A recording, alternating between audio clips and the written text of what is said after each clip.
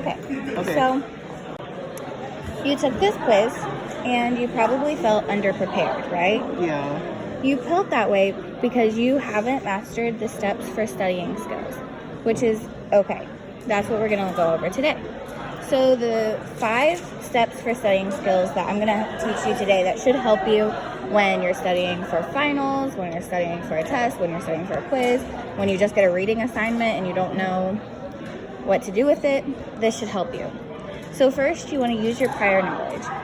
A good thing you can do is read the headings, figure out what you're going to be talking about, and think in your mind, what do I know about this topic? So this heading today was something about France. So you can think, what do I know about France already? What do I know about the history of France? What do I know about anything?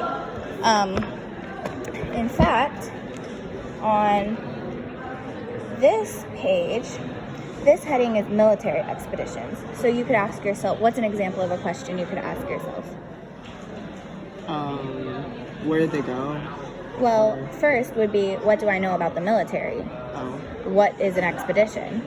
Those are some good starting questions, like, what do I know about this so that I can access that prior knowledge while I'm studying the text? The next thing is basically what I just said, using the headings to guide your thinking. So you're reading this, you're thinking, what do I know about that? The 3 main ones that I think will help you a lot is to mark the text for key ideas. So if you're going through, let's just start up here with the Treaty of Utrecht. This says, the War of the Spanish Succession ended in 1713 with the signing of the Treaty of Utrecht. You could highlight that or put an asterisk by it because that's important. That is something that you should know about, not just the treaty, but also what? The War of the Spanish Succession. Yes, the war. Good. So these are things that you can mark in your book while you're reading to help you. Another thing you can do if you have time would be to write notes in the margins. So down here we have the word ceded repeated a lot. So Spain ceded to Austria several Italian territories, Spain ceded to England, France ceded to England. So you're going to read that and you're going to think, let's just read this first one. Spain ceded. Read that sentence for me. Spain ceded to Austria several Italian territories and the remainder of the Spanish Netherlands. Good. What do you think ceded means, just based on the context? Fled, or... The whole country fled to Austria? Spain ceded to Austria what? Several Italian territories. So what could be another word for ceded? And it's okay, you may come across words like this that you just don't know. But it's important to think in your mind while you're reading, do I know what that word means? Because if you don't, you could get the wrong idea. Because if you thought that this meant fled, you could think that the whole country hopped up and went to Austria. And we know that's not what happened. So the word ceded here, you could look it up in a dictionary. It means to give. And so they gave Austria Italian territories. Oh, okay. Does that make more sense? Okay. So that's something that you can do. And that would be something you could write in the margin. You could just write gave. So ceded equals gave. That could be a note that you write in the margin to help yourself. And then lastly is probably what you do a lot of, maybe using Quizlet or something, but using study cards. It's a good way to help you remember information that you've already got, that you've written down, that you're trying to study. So these are the 3. Can you read them for me?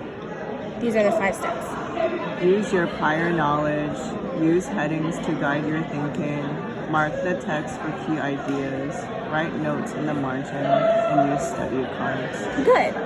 Now I'm going to leave these up here so that you can look at them. And what I want you to do is reread this section following these. Okay? And then we're going to take a quiz and see if you do better this time with these than you did the first time. Okay. Okay? So mark some key ideas and see if you can do better. Do you have to read this out loud? No, you just in your mind. I'll give you a little bit of time. Bench throw.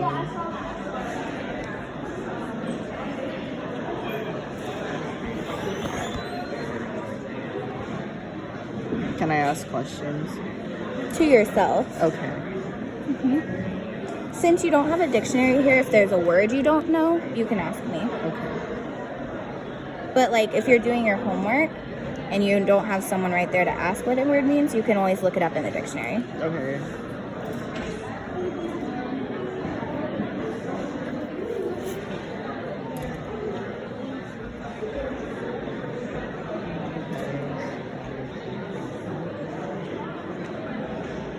Let me just do this first. So it's about religion. Mm-hmm. Right? Yes. Mm-hmm. Okay.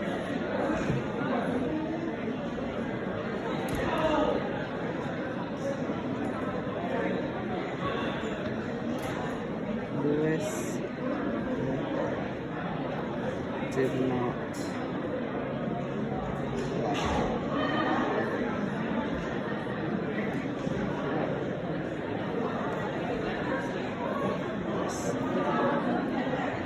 Did you say that out loud?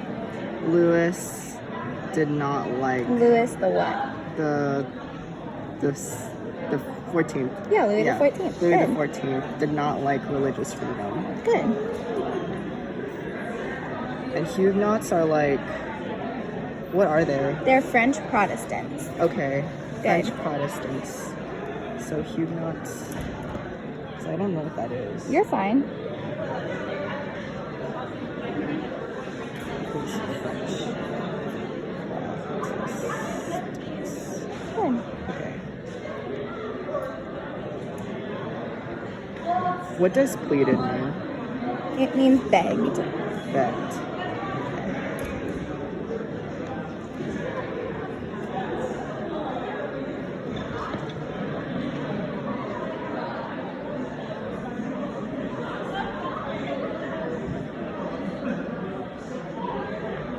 Revoked, the Edict of Nantes the same year. What does revoked mean? It means that he took it away. So he took up the Edict of Nantes. Nantes. And what that is, that was an edict, which if you were able to look it up, I would say do that. And sometimes if it's a book like this, you can just look in the back of the book, find where it was, where you learned about it before. Okay. But the Edict of Nantes was just a paper that gave the Huguenots some freedom. Oh, okay. So he took it away. He was trying to take it away. Mm-hmm. Okay.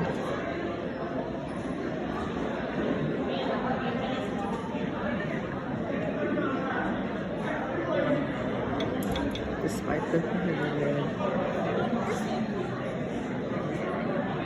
Europe, so the Huguenots left Europe and America.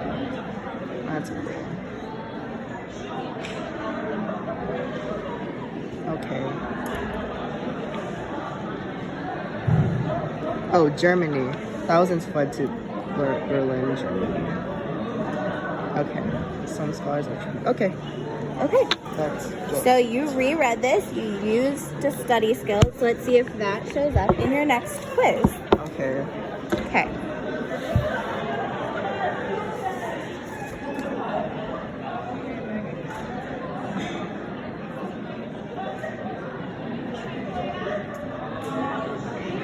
I still don't. I can't spell the name. Give me pause.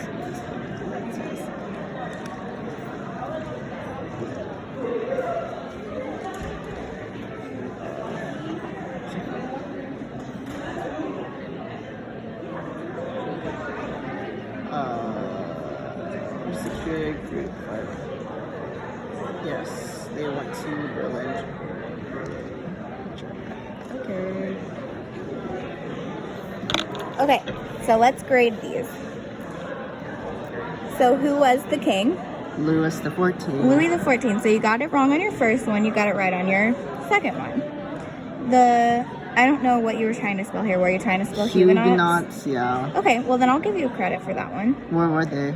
That's the Huguenots. You actually spelled it right this time. Oh, okay. And that's probably because you wrote it in the margin twice. So that's good. Huguenots couldn't leave the country. We'll wait for it to quiet down. Sorry. Okay. Huguenots couldn't leave the country, so that's good. It's true that they did flee anyway.